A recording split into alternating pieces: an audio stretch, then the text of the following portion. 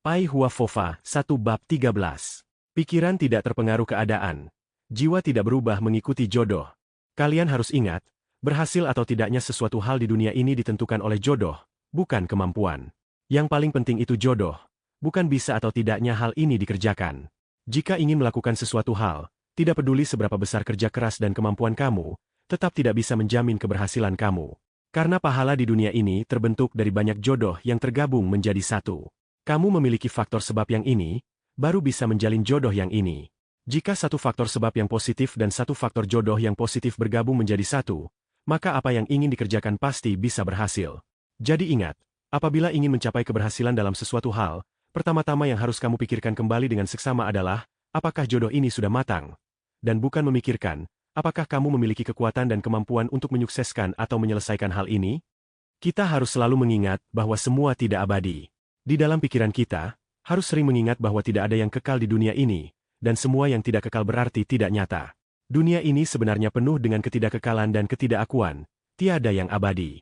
Juga tidak ada, aku. Oleh karena itu jangan melekat. Sewaktu bencana datang menghampirimu, jangan panik, kamu harus yakin, walaupun musibah ini sudah menjadi karma tetap, namun kita tetap bisa mengubahnya. Karma tetap adalah kejadian yang bahkan bisa dilihat oleh para peramal sekalipun, dikenal juga sebagai takdir. Contohnya, peramal mengatakan kalau kamu akan menghadapi halangan di umur tertentu, maka ini termasuk karma tetap. Karma tetap ini bisa diubah, tapi kita sendiri harus memiliki kepercayaan diri. Jika banyak melakukan kebajikan, berikrar besar, banyak beramal, melafalkan parita sebanyak mungkin, maka takdir ini pasti bisa berubah. Oleh karena itu, karma tetap pun masih bisa diubah, namun harus rajin melafalkan parita dan menekuni ajaran Buddha Dharma. Jangan memohon kepada para dewa dan bertanya kepada peramal. Sebagai praktisi Buddhis, sebisa mungkin hindari pergi meramal, jalani pembinaan diri dengan baik, dan percayalah bahwa pusat pasti bisa mengubah kekuatan karma kamu. Selain itu, kalian sendiri tidak boleh tergoda. Ada orang yang mengatakan bahwa dia tidak akan tergoda dengan uang, namun hatinya masih tetap tergoda, berarti apa yang dikatakan dan yang dipikirkan bertolak belakang. Coba kalian lihat, ada berapa orang yang bisa tidak tergiur bila melihat uang? Misalnya, sewaktu sedang berjalan, tiba-tiba ada selembar uang terbang menyelip ke depan kakimu. Apakah kamu akan mengambilnya? Kamu tergoda tidak? Menghadapi kesempatan yang bisa digunakan untuk mengambil keuntungan. Bisakah kamu menahan diri untuk tidak melakukannya? Bila pikiranmu goyah, maka selanjutnya kamu akan menerima buah karmanya. Kamu boleh tergoda, akan tetapi pada saat balasannya tiba, kamu harus bagaimana? Jika pikiranmu benar-benar sudah tidak tergoyahkan lagi, maka kamu adalah orang yang berakhlak mulia, sudah mencapai tingkatan orang suci, sudah memasuki jalan pencerahan terakhir.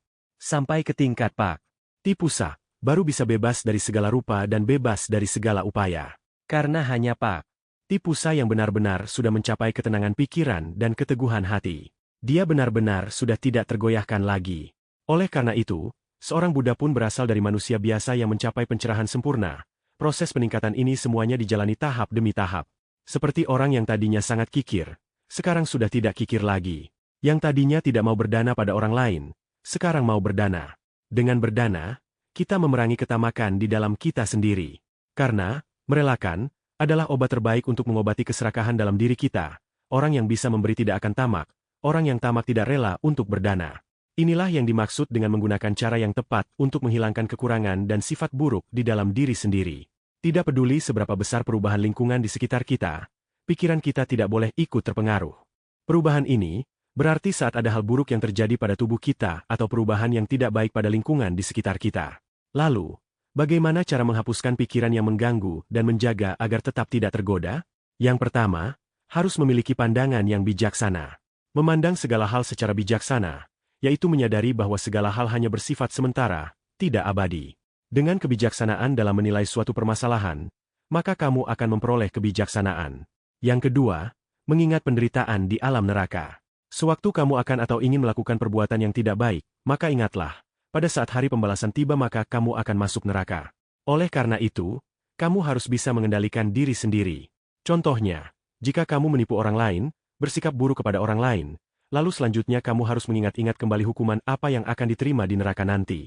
Yang ketiga, mengingat penderitaan para peta. Peta atau setan kelaparan adalah para arwah yang sangat kasihan, makhluk yang terlahir di alam setan, bermulut sangat kecil, berperut besar, dan sangat kelaparan. Yang keempat, Melafalkan parita dan menyesali perbuatan buruk, dikategorikan juga sebagai melafalkan parita. Sewaktu pikiran kita kacau dan hati kita merasa gusar, maka lafalkanlah parita dan sesali kesalahan kita dengan sungguh-sungguh. Lama-kelamaan kerisauan ini bisa menghilang dengan sendirinya. Hanya dengan melafalkan parita dengan sepenuh hati, kamu baru bisa meninggalkan karma buruk, meninggalkan iblis, meninggalkan semua hal yang membebani pikiranmu. Pada waktu melafalkan parita harus berkonsentrasi, kalau tidak maka pelafalannya tidak akan ada hasilnya. Bila saat melafalkan parita, pikiran kita kacau, sebentar teringat hal ini, tak lama kemudian teringat hal itu, maka parita yang dilafalkan juga akan berantakan, pikiran kita juga terpecah. Oleh karena itu, parita harus dilafalkan dengan sepenuh hati. Pelafalan parita yang tidak membuahkan hasil, selain karena tidak dilafalkan dengan tulus, penyebab lainnya adalah gangguan dari luar, seperti makan daging dan bawang-bawangan. Orang yang mengkonsumsi 5 bawang-bawangan jika melafalkan parita, maka Dewa Pelindung Dharma tidak akan datang. Kelima bawang-bawangan ini adalah bawang bombay, bawang putih, lokyo atau kucai, bawang merah dan asafoetida. Mengapa tidak boleh mengkonsumsi makanan yang berbau tajam? Karena semua makanan yang beraroma dan memiliki rasa yang tajam, bisa merangsang sel otak besar, memicu munculnya nafsu makan dan nafsu seksual. Jika para Dewa Pelindung Dharma mencium bau yang menyengat ini, maka si pelafal parita tidak akan bisa memperoleh hasil pelafalan yang baik.